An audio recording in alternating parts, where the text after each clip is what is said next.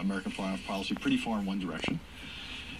It's been extremely risk averse, and if one way we paid a price for a president in some ways who did too much in foreign policy, George W. Bush in Iraq.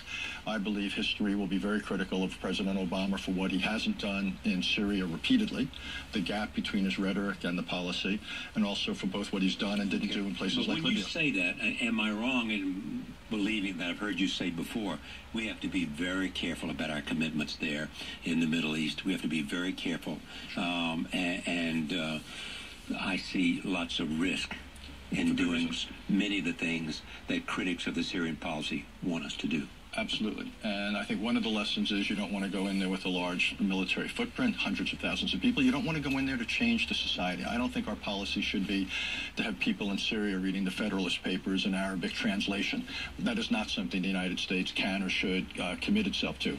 But, and as this letter this dissent cable seems to have pointed out, there's got to be a connect between what you try to do diplomatically and the situation on the ground. And Mr. Obama has paid a repeated price for this disconnect. So John Kerry's running around.